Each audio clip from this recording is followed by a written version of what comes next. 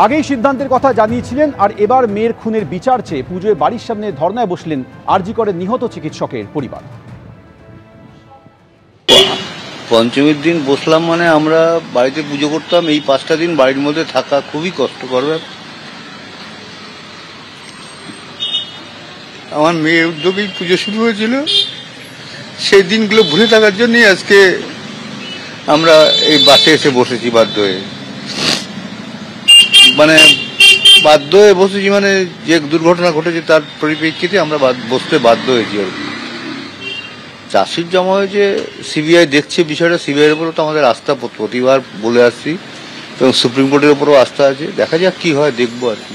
তো কিছু আমাদের তো কিছু করার নেই, সুবিচার চাইছি। মনের মধ্যে সবসময় প্রতিটা সেকেন্ড মিনিট কাটছে এইরকম চিন্তার মধ্যে থেকে চেষ্টা করছি যত তাড়াতাড়ি সম্ভব হয়। আমরা যে আশায় আছি আর কি, আর কি করবো। মেয়ের উদ্যোগে পুজো শুরু হয়েছিল, পুজো তো আর কোনোদিন আমাদের বাড়িতে করবো না, কারণ আমাদের স্বপ্ন সব শেষ হয়ে গেছে। আমরা এখন যেটা করবো, আজকে পুজোর আনন্দের দিন, আমরা আনন্দ না করে আজকে এখানে বাধ্য এসে বসতে বাধ্য হয়েছি আর কি। প্রশাসন আমাদের এমন অবস্থা করেছে। ওদের জন্য তো আমার খুবই খারাপ লাগছে। ওরা যে পুজোর দিনে কোথায় আনন্দ করবে, পেশেন্ট দেখবে, সেখানে ওরা না খেয়ে আছে। আমি খুব কষ্টই পাচ্ছি। এই নিয়ে প্রায় 3 দিনে জুনিয়র ডাক্তারদের অনশন, আর এবার তাদের পাশে দাঁড়ালেন সিনিয়র চিকিৎসকেরাও। শনিবার রাত 8:30টার পর থেকে অনশন শুরু করেছেন 7 জন জুনিয়র চিকিৎসক, আর এবার তারা পাশে পেলেন সিনিয়রদেরও। আরজি করের সিনিয়র চিকিৎসক অধ্যাপক 40 জনের বেশিও স্বাক্ষর করেছেন তাদের গণ ইস্তফার কথা জানিয়ে, এবং সেই চিঠি তারা পাঠিয়েছেন স্বাস্থ্য শিক্ষা অধিকর্তাকে। চিঠির বক্তব্য, অনশনকারীদের অবস্থার ক্রমশ অবনতি হচ্ছে, সরকার দ্রুত হস্তক্ষেপ করুক, এই দাবি জানিয়ে চিঠি পাঠানো হয়েছে। গণ ইস্তফার কথা জানিয়ে স্বাস্থ্য শিক্ষা অধিকর্তাকে চিঠি দিলেন চিকিৎসক অধ্যাপকেরা। গণ ইস্তফার হুঁশিয়ারি দিয়েছে কলকাতা মেডিকেল কলেজ এবং এসএসকেএমের চিকিৎসকেরাও।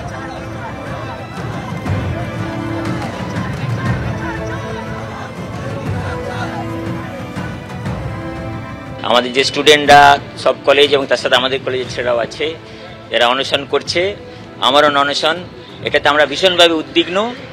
এবং সেই তাদের কি করে এই অবস্থাটাকে তাদের স্বাস্থ্য অবনতি না হয় তার জন্য আমরা চেষ্টা করছি।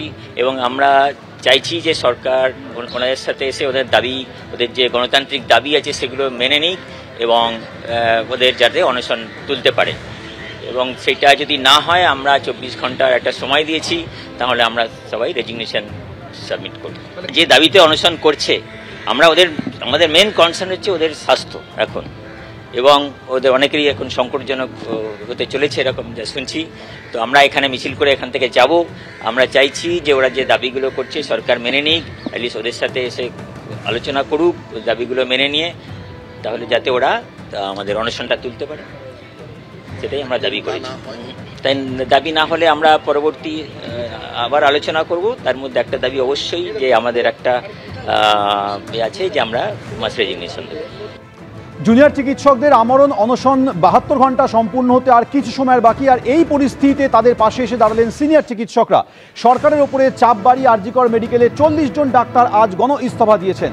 অনশনকারীদের অবস্থার ক্রমশ অবনতি হচ্ছে, সরকার দ্রুত হস্তক্ষেপ করুক। গণ ইস্তফার কথা জানিয়ে স্বাস্থ্য শিক্ষা অধিকর্তাকে চিঠি দিয়েছেন চিকিৎসক অধ্যাপকরা। গণ ইস্তফার হুঁশিয়ারি দিয়েছেন কলকাতা মেডিকেল কলেজ এবং এসএসকেএমের চিকিৎসক অধ্যাপকরাও।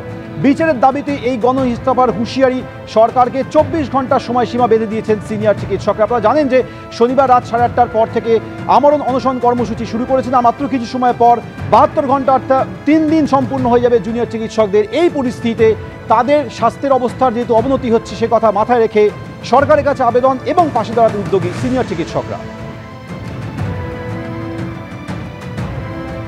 এটা একমাত্র সরকারই পারে এবং সরকারকেই এগিয়ে আসতে হবে, আর কারো দ্বারা এটা হবে না।